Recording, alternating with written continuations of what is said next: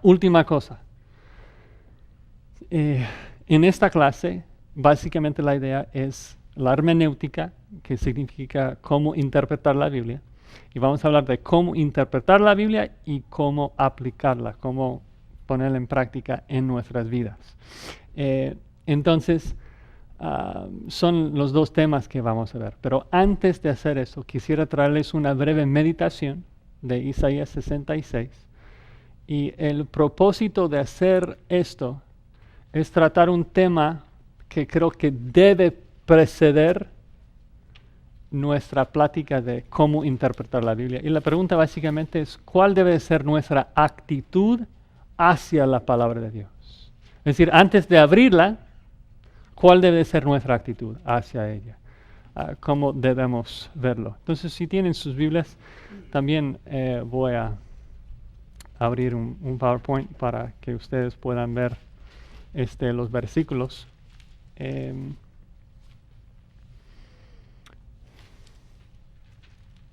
Pero vamos a estar en Isaías 66. Y el tema o el punto de esta meditación básicamente tiene que ver con nuestros motivos acá en el instituto. Yo creo que sería sabio, yo lo hago todos los años, pero para ustedes también, de pararnos antes de empezar y analizar nuestros motivos. ¿Por qué estoy acá? ¿Por qué vine a la clase? ¿Cuáles son mis metas? ¿Qué pienso hacer acá en el instituto? ¿Por qué estoy estudiando? Y yo creo que la respuesta de la mayoría de ustedes será algo como: yo quiero glorificar a Dios. Yo quiero ver que las naciones vengan al conocimiento de su grandeza. Yo quiero traer mucha gloria a su nombre. Quiero hacer cosas grandes para Dios y para su gloria. Eso está muy bien. Eso está muy bien. Yo sí quiero traer gloria a Dios. Yo sí quiero ser usado por Él para que muchos lleguen a conocerlo. La pregunta no es tanto si queremos o no queremos. La pregunta es cómo. ¿Cómo es que nosotros llegamos a glorificar a Dios? ¿Cómo es que hacemos cosas grandes para Dios? Y el texto ahí en Isaías 66 contesta esa pregunta, porque allí observamos que el pueblo de Israel quería hacer algo grande para Jehová. Quería supuestamente hacer algo que iba a ser muy grandioso para él. Quiso construir una casa para Dios. Sin embargo, como vamos a ver en el texto, hubo algo que Dios quiso más. Quiso más que un templo físico. Entonces vamos a leer el texto allí, Isaías 66, nada más los primeros 2 versículos. Así dice la palabra de Dios. Jehová dijo así: el cielo es mi trono y la tierra estrado de mis pies. ¿Dónde está la casa que me habréis de edificar y dónde el lugar de mi reposo? Mi mano hizo todas estas cosas y así todas estas cosas fueron, dice Jehová. Pero miraré a aquel que es pobre y humilde de espíritu y que tiembla a mi palabra. No vamos a entrar en todo el contexto histórico del pasaje y no va a ser una predicación expositiva en sí. Simplemente quiero traerles una breve meditación, subrayar 2 puntos de aplicación desde este texto y vamos a hacerlo simplemente analizando los 2 puntos que están ahí en los primeros 2 versículos. Primero el deseo de Israel y luego el deseo de Jehová. Y espero que al comparar los 2 deseos nosotros podamos cambiar nuestros deseos a que sean como el deseo de Jehová y no como el deseo del pueblo de Israel. Entonces el primer punto es el deseo de Israel. Ellos querían edificar una casa para Jehová. Hay mucho debate ahí en el texto cuando dice que ellos querían edificar, construir una casa para Jehová. Mucho debate ahí sobre si este nuevo templo que querían edificar se trata del nuevo templo de Ezequiel o si es el templo de los samaritanos. No quiero entrar en el debate ahí. Lo que quiero hacer es simplemente entender el hecho de que muchos yo creo que mal interpretan este pasaje porque se dan por sentado de que el hecho de construir un templo era pecaminoso. Porque muchas veces lo que nosotros hacemos es de que importamos verdades del Nuevo Testamento, los ponemos ahí en el Antiguo y luego mal interpretamos la Biblia. Pensamos, bueno, Dios solamente ve el corazón. Dios está buscando una adoración espiritual y no quiere y no quiso en Isaías 66 un templo. Pero luego si nos paramos por un segundo, decimos, bueno, pero en el antiguo pacto era necesario el templo. Dios les mandaba, les ordenaba hacer sacrificios en el templo. Ellos no podían adorar a Jehová sin el templo. Entonces, simplemente decir que el deseo de tener un templo no era un deseo pecaminoso para el israelita bajo el antiguo pacto. Ahora, claro que hoy en día, a partir de Juan 4, cuando Jesucristo habla a la mujer samaritana, dice que habrá una hora donde ya no me adoran en un solo lugar en Jerusalén, me adorarán en espíritu en verdad, pero esa hora no había llegado todavía en Isaías 66, ¿no? Jesucristo dice, habrá en el futuro una hora. Isaías 66, esa hora no había llegado. Entonces, simplemente establecer,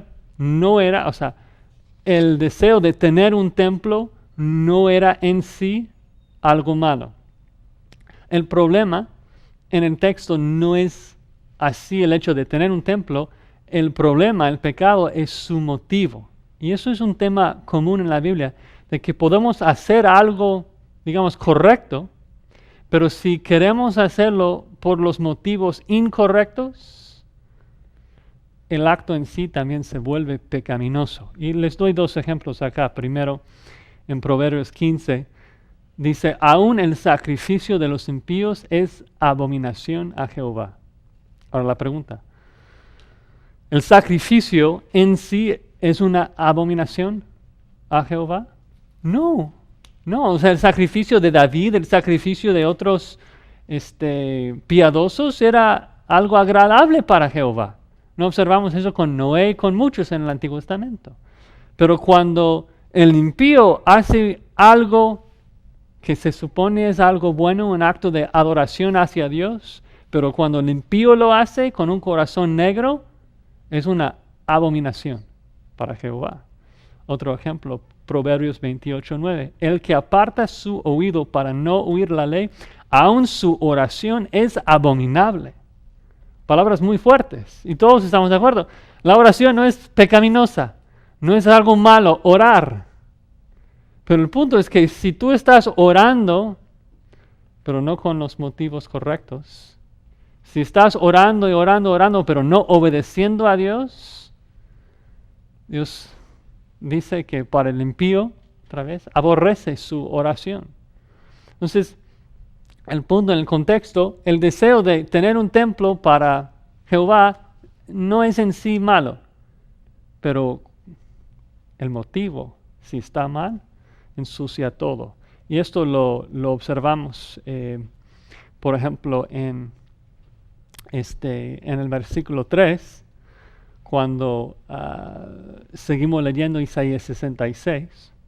No, porque a lo mejor alguien se pregunta, oye, pero dices que su motivo está mal, pero ¿dónde dice eso en el texto? Bueno, en el versículo 3. Dice, el que sacrifica buey es como si matase a un hombre.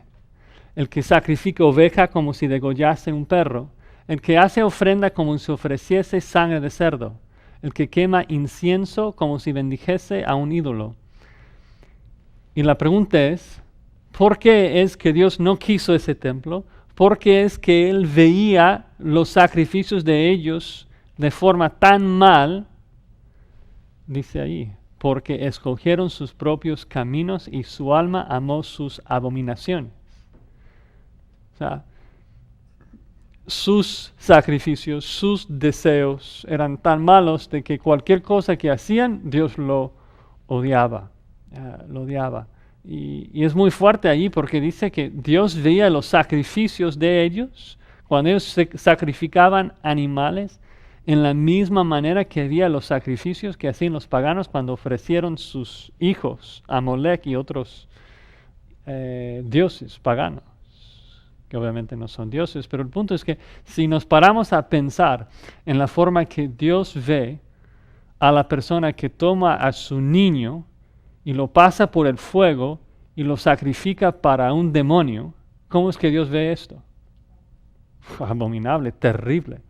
Y Dios dice, la persona que sacrifica, hace un sacrificio correcto allí en el templo, o sea, correctamente un animal, pero lo hace escogiendo sus propios caminos, un impío que no me está temiendo, así veo su sacrificio, así como veo los sacrificios de los impíos. Es decir, sí es muy importante nuestros motivos y la forma que hacemos las cosas. Entonces, aplicándolo un poco, yo creo que debe ser obvio, pero ayudándonos un poco en la aplicación, el hecho de venir a un instituto y aprender información, de sacar buenas notas, esto, ¿qué significa para Dios? O sea, el hecho de que estás orando, estás haciendo sacrificios, puede que sea bueno, pero puede que sea una abominación para Dios. El hecho de venir no es lo que importa. El hecho de tener un motivo puro, de querer hacerlo para glorificar a Dios. Esto es lo que más importa. De hecho, yo muchas veces, y lo hago muy a menudo en la clase acá en el instituto, les ruego y les animo. Si están acá por motivos equivocados, por favor sálganse, ¿no? Más vale no aprender que aprender y luego no obedecer.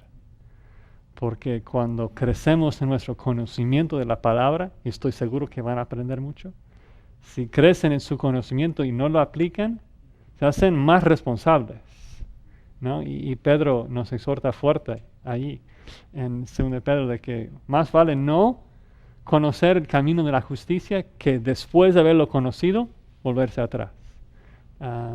Entonces, si no vienes para tu propia santificación, si no vienes porque tú quieres adorarle a Dios más íntimamente, si no vienes para alcanzar a más gente para Cristo, más vale no estudiar. Jehová luego contesta ahí a la segunda mitad del versículo 1 y básicamente dice, no necesito un templo. Yo no estoy en necesidad de tus obras. La idea es de que si Jehová está comunicando, si no vas a hacerlo con el motivo correcto, no lo necesito, el templo es para ustedes, no es para mí. Y da dos razones por las cuales el templo no es para él y no necesita el templo. Primero, dice ahí de que soy más grande, el cielo es mi trono, la tierra estrado de mis pies.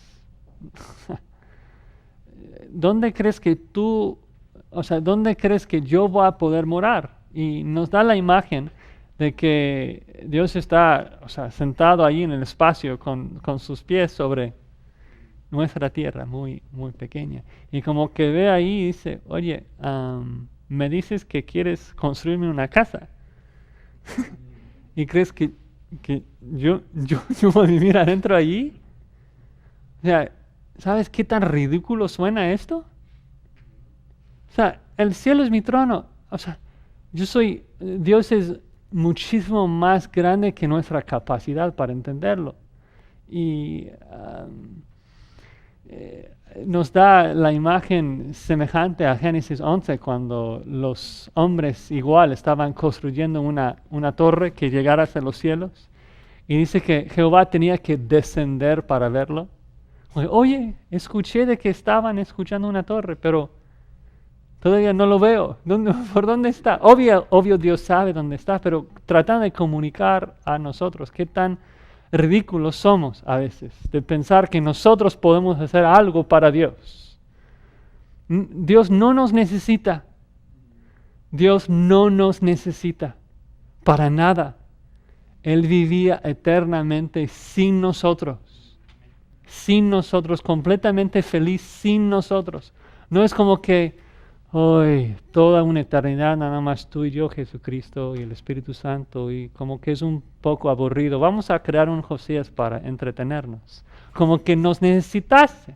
No, Dios no nos necesita para nada, en ninguna manera. Dios es mucho más grande y no está en necesidad de nosotros. Salomón entendía esto. Recuerdas que cuando Salomón dedicaba el primer templo, de que él cuando oraba dijo, ¿quién será capaz de edificarle casa, siendo que los cielos y los cielos de los cielos no pueden contenerlo? ¿Quién pues soy yo para que le edifique casa, sino tan solo para quemar incienso delante de él? Salomón entendía, ese templo no es para mí. Este templo es para que yo pudiera hacer sacrificios para Dios. Él no los necesita, pero son para mí, para poder agradecerle y adorarlo. La segunda razón que él da, primero, soy más grande. La segunda es de que Dios hizo el universo. Dios hizo el universo y Él es el dueño de todo. Ahí en Isaías 66, comenzando en el versículo 2, mi mano hizo todas estas cosas y así todas esas cosas fueron. Es decir, me vas a construir, tú crees que me vas a edificar una casa, pero no saben, todo el material que van a usar es mío. Es mío, todo es mío. ¿Cómo que tú me vas a edificar algo? Es como un niño que quiere comprar algo, un regalo para Navidad, para su padre. Pero ¿qué necesita? Dinero para comprarlo. ¿Y dónde lo agarra? De su padre. Y ahora, siguiendo con esa ilustración, si el niño quiere comprar un regalo para su papá, porque quiere ver una sonrisa en la cara de su padre, quiere agradecerle y con muchísimo gusto el padre, ¿no? Le da dinero para hacerlo, con muchísimo gusto. Pero si el niño quiere comprarle algo, pero realmente quiere comprar algo para sí mismo, luego solamente fingir darlo a su padre para luego jugar con el juguete, eso no. Eso no. Y esto a veces pasa, y eso es precisamente lo que pasó con los israelitas, de que, ¿por qué querían el templo? Bueno, si leemos el contexto a la vez, ellos lo querían para su propio renombre, no para la reputación de Jehová. Y eso no fue nada agradable para Dios. Entonces, Dios es más grande y Dios es el dueño de todo. Y al mismo tiempo, puesto que en esta clase la idea es no simplemente interpretar correctamente la Escritura, sino también aplicarlo en nuestras vidas, tenemos que confesar que muchas veces somos iguales a los israelitas, ¿sí o no? De que queremos hacer algo para Dios y a lo mejor inicialmente venimos al instituto con un buen deseo, pero con el tiempo eso se va cambiando, se va siendo afectado por nuestro orgullo y ya nuestros motivos no son tan puros. Hay un pasaje paralelo ahí en 1 Corintios 4 donde Pablo habla de lo mismo, 1 Corintios 4, 7. Y Pablo hace esas tres preguntas. Dice, ¿quién te distingue? ¿Qué tienes que no hayas recibido?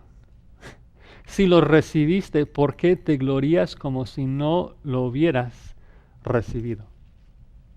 Es decir, Pablo dice, somos todos distintos. No todos tenemos los mismos dones. No somos todos iguales. Algunos cantan mejores que otros, algunos predican mejores que otros, algunos son más fuertes que otros, otros son más inteligentes que otros. La pregunta es ¿por qué? ¿Es porque tú eres muy listo y tú decidiste nacer con una voz más bonita? ¿Por qué es? Porque Dios te dio un don, porque Dios te creó de esa forma, ¿no? porque Dios nos distingue. Ahora, ¿qué tienes que no hayas recibido? Tu pecado, el infierno, pero fuera de eso nada. Nada, Dios nos ha dado todo es gracia de Dios. Entonces, si todo es gracia, ¿por qué es que nos gloriamos de cosas que hemos recibido? Todo es de Dios, de Él es toda la gloria. Entonces, otra vez, la idea es de que Dios comunicando a nosotros, ¿me quieres cantar? ¿Quieres cantar? Eso está bien. Si quieres adorarme de corazón limpio porque me amas, porque quieres agradarme. Pero si quieres pararte enfrente de la gente para impresionarlos con tu bonita voz, eso no tiene sentido. Yo te di esa voz por una razón. Todo lo bueno que tenemos lo recibimos de Dios. Y en la misma forma yo lo aplico a mí mismo. Dios diciéndome, ¿quieres enseñar? Esto es un deseo bueno. Si quieres hacerlo para ver a Cristo formado en tus alumnos, para ver que yo reciba la gloria. Pero si quieres hacerlo para que tú tengas el renombre, ¿sabes qué? No. No somos y no soy y no eres, no somos indispensables en el plan de Dios. Dios no me necesita, Dios no te necesita, Dios es mucho más grande que podemos imaginar. Dios nos usa, gloria sea su nombre, como barro en las manos de un alfarero, porque le place hacerlo. Pero eso es lo que es tan difícil para nosotros entender, de que Dios... pensamos que somos tan importantes en su universo y no lo somos. Entonces, la pregunta ahora es, sé que no puedo agradar a Dios entonces con motivos orgullosos y malos. Si hago algo, debo hacerlo por el motivo correcto para glorificar a Dios. Pero en el texto, en Isaías 66, ¿cómo lo hago? Ahora sé que Israel quiso hacer algo, pero no a la manera que Dios dijo. Ellos querían edificar el templo y Dios dice que no, que ni siquiera puede verlo, es la idea. Pero es la conexión. Dios como que ni siquiera puede mirar el templo, la obra que quieren hacer, pero luego dice, hay algo que capta mi atención, hay algo que voy a mirar. Dice ahí, miraré a aquel que es pobre y humilde de espíritu y que tiembla a mi palabra. Entonces el punto 2, si queremos agradar a Dios, debemos reflejar el deseo que Él tiene, el deseo de Jehová. Y viene en dos partes, la humildad y el temor. Dice, humilde de espíritu y que tiembla mi palabra. Entonces primero, humildad. La humildad yo creo que es un concepto muy fácil de entender. Es muy difícil ponerlo en práctica, pero es fácil, el concepto es fácil de comprender. Humildad, según la Escritura, es no tener un concepto demasiado alto de sí mismo. Es no pensar en tu propia gloria, sino pensar en los demás. Debemos buscar la forma de servir a los demás, no a nosotros. Y pensando un poco en el tema de la humildad, es obvio de que la primera ilustración que viene a la mente es nuestro Señor Jesucristo, que vino no para ser servido, sino para servir. De hecho, allí en Juan 13 nos habla mucho de la humildad de Jesucristo. Dice que se levantó de la cena y se quitó su manto y tomando una toalla se la ciñó.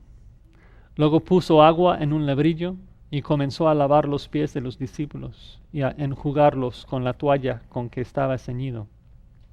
Luego dice en el 15, ejemplo os he dado para que como yo os he hecho, vosotros también hagáis.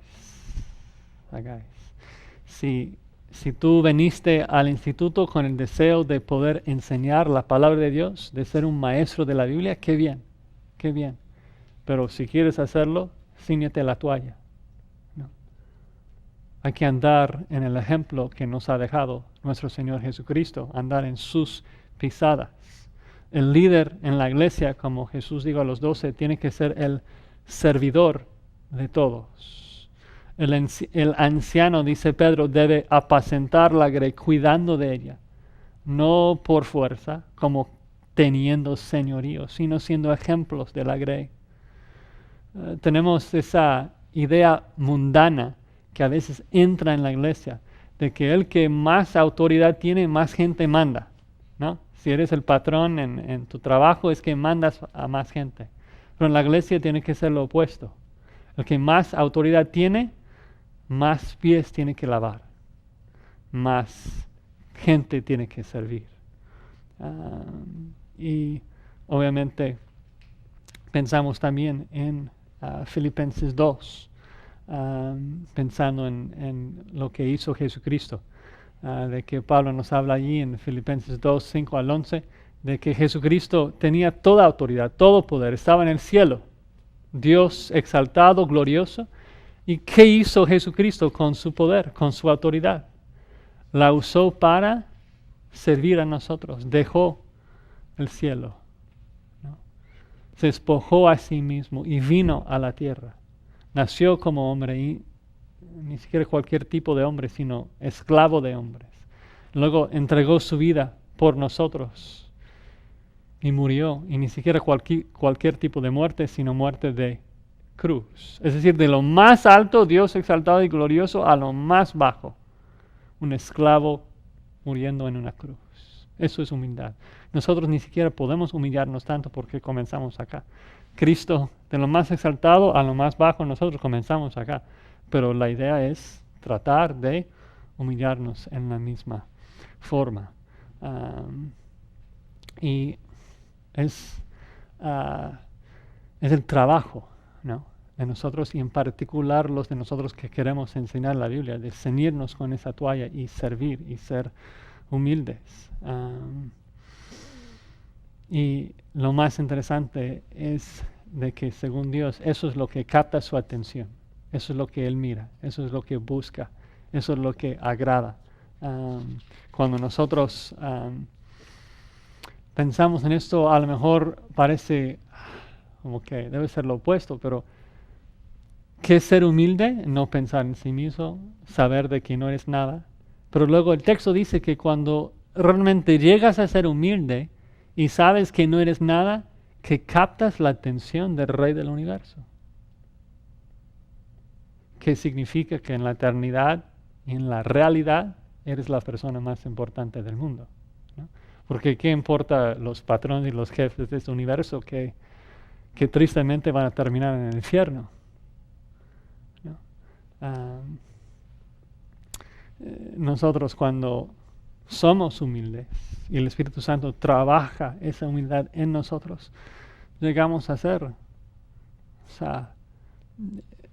hijos del Altísimo, Él mirándonos y amándonos, y no hay nada más especial que esto. Pero no solo esto, no solo humildad, también habla del temor, del temblor. Y como dije, no estoy así como explicando tanto el texto, estoy más aplicando el texto para comenzar. Y cuando leemos las palabras allí de Isaías 66, de el que tiembla a mi palabra, y buscamos esa frase en la Escritura, hay otro lugar donde ocurre, y está en Éxodo 19. Entonces quiero leer unos párrafos allí de Éxodo 19 para ubicarnos un poco, yo creo que en el contexto que Isaías tiene en mente. Dice así: que aconteció que al tercer día, cuando vino la mañana, vinieron truenos y relámpagos, y espesa nube sobre el monte, y sonido de bocina muy fuerte, y se estremeció todo el pueblo que estaba en el campamento. Obvio, recuerdan Éxodo 19:20, Dios da al pueblo de Israel los 10 mandamientos, están recibiendo la ley. Dice que Moisés sacó del campamento al pueblo para recibir a Dios. Qué frase, ¿no? Moisés sacó del campamento al pueblo para recibir a Dios, y se detuvieron al pie del monte. Todo el monte Sinaí humeaba, porque Jehová había descendido sobre él en fuego, y el humo subía como el humo de un horno, y todo el monte se estremecía en gran manera.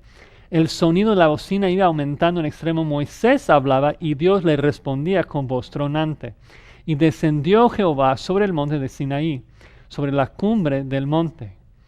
Todo el pueblo observaba, dice Éxodo 20, después de toda la historia, todo el pueblo observaba el estruendo y los relámpagos y el sonido de la bocina, el monte que humeaba, y viéndolo el pueblo, temblaron y se pusieron de lejos y dijeron a Moisés, habla tú a nosotros, habla tú con nosotros y nosotros oiremos, pero ya no hable Dios con nosotros para que no muramos. Dios hablaba y ¿qué hacía la gente? Preparándose para la muerte. Y dicen a Moisés, ¿sabes qué? No vamos a sobrevivir. Si Dios continúa haciendo esto, estamos fritos, no tenemos chance. Por favor. Qué temor, ¿no? Y muchas veces pensamos, ok, esto es el Antiguo Testamento. Qué bueno que no vivimos bajo el Antiguo Pacto. Estamos bien, estamos bajo el amor de Cristo, cubiertos, y ya no tenemos que temerle a Dios ni temblar ante su palabra. Hebreos 12 hace referencia a nuestro texto de Isaías 66 y de Éxodo 19, y dice, porque no os habéis acercado al monte que se podía palpar, que ardía en fuego, a la oscuridad, a las tinieblas y a la tempestad, al sonido de la trompeta y a la voz que hablaba. Dice versículo 21, tan terrible era lo que se veía que Moisés dijo, eso es Moisés, no el pueblo, Moisés dijo, estoy espantado y temblando. El punto del autor de Hebreos es, no habéis acercado a ese monte del antiguo pacto, que ardía y que daba temblor, sino que habéis acercado a algo mayor, algo peor, sino que os habéis acercado al monte de Sión, a la ciudad del Dios vivo, Jerusalén la celestial, a la compañía de muchos millares de ángeles, a la congregación de los primogénitos que están escritos en los cielos, a Dios el juez de todos, versículo 25, así que es la idea, mirad que no desechéis al que habla. No es tiempo pasado, es tiempo presente. Los oyentes, los lectores de la carta de Hebreos estaban escuchando a Dios hablando tiempo presente. La idea, Dios está hablándonos hoy a través de su palabra escrita. Dios nos habla. No es que nos habló a ellos, es que nos habla hoy. Su palabra es viva y eficaz. Porque si no escaparon aquellos que desecharon a los que los amonestaban en la tierra, mucho menos nosotros si desecháramos al que amonesta desde los cielos. Así que recibiendo nosotros un reino inconmovible, tengamos gratitud y mediante ella sirvamos a Dios agradándole con temor y reverencia, porque nuestro Dios no era un fuego consumidor en el Antiguo Testamento, sino que lo es hoy. Y debemos nosotros temerle y temblar ante su palabra. Esto es el deseo que Él tiene para nosotros.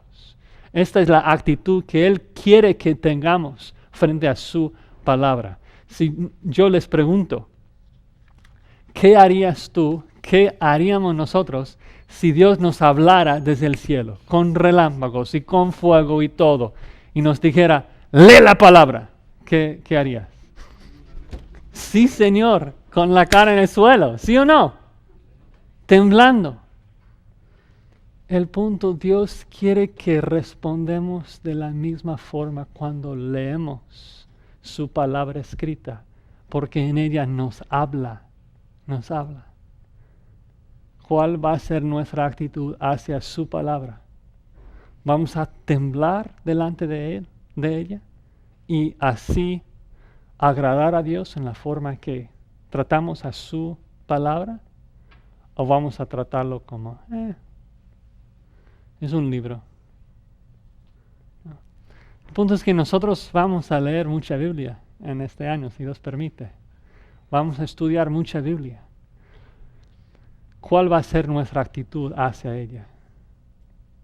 Lo que Dios quiere, el deseo, el anhelo que Dios quiere para nosotros es que temblemos ante su palabra. Él nos habla a través de su palabra y debemos ser humildes y temblar ante lo que nos dice, ¿no?